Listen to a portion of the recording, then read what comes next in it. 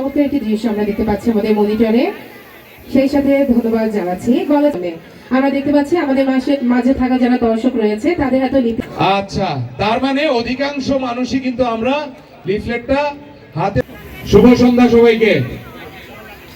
আপনারা জানেন যে আমরা এখানে কেন একত্রিত হয়েছি।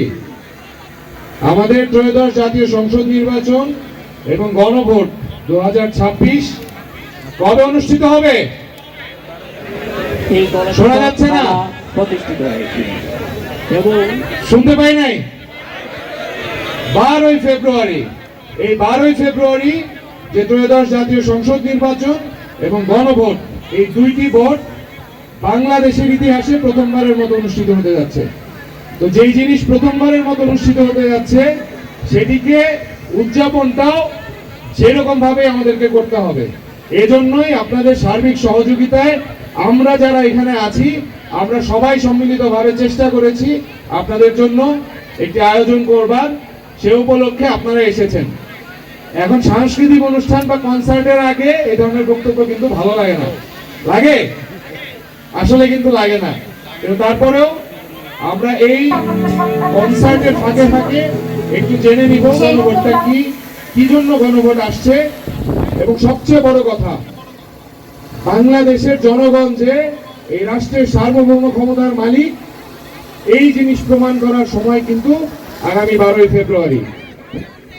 এই ক্ষমতা, আমার এই সিদ্ধান্ত আগামীর বাংলাদেশকে কোন দিকে নিয়ে যাবে সেটি কিন্তু আমার জিম্মাদারি।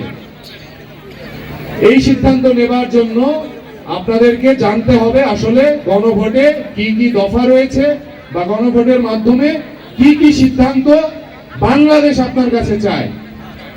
সে উদ্দেশ্যেই আমরা সবাই এখানে একত্রিত হয়েছি। আমরা সবাই আপনাদের সাথে সাথে আমরাও আরো ভালোভাবে জানবো, বুঝবো, বুঝে শুনে নিজের সিদ্ধান্তটা আগামী 12ই ফেব্রুয়ারি দিব। সবাই দিব।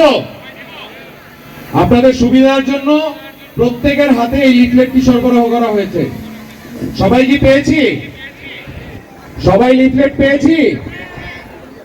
যারা যারা পান নাই তারাও তার পার্শ্ববর্তী জায়গা থেকে সংগ্রহ করে নেবেন। আমাদের একটি ডিস্ট্রিবিউশন বুথ আছে।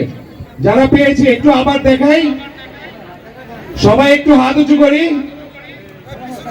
লিফলেটটা দেখি। সময় সুযোগ বুঝে একটু কষ্ট করে দেখে নেবেন।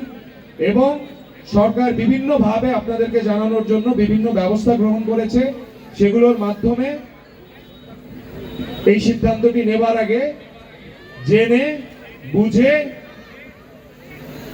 সুচিন্তিত মতামতটি আমরা আগামী 12ই ফেব্রুয়ারি দিব। সবাইকে আন্তরিক ধন্যবাদ। এবং অনুষ্ঠান আসলে শুরু হয়ে গিয়েছে, তারপরেও আজকে আমরা এই অনুষ্ঠানের শুভ উদ্বোধন ঘোষণা করছি। আমরা প্রত্যাশা করব আমাদের যে জনপ্রিয় অংশগ্রহণকারী শিল্পীবৃন্দ এসেছেন, আপনারা তাদের পরিবেশনা উপভোগ করবেন এবং আমাদের সাথেই থাকবেন। যাবার আগে একটি কথা জিজ্ঞেস করতে চাই, মাঠটা কেমন লেগেছে? আগে যারা এসেছেন এই মাঠ এরকম ছিল? আগামী দিনে আমরা চেষ্টা করব আপনাদের গলাচিপাবাসীর জন্য আরো সুন্দর সুন্দর উদ্যোগ গ্রহণ করবার। শুধু আমাদের প্রয়োজন আপনাদের সহযোগিতা। সামনে পাওয়া যাবে, আপনাদের পাশে পাবো। সকলকে ধন্যবাদ। আসসালামু আলাইকুম।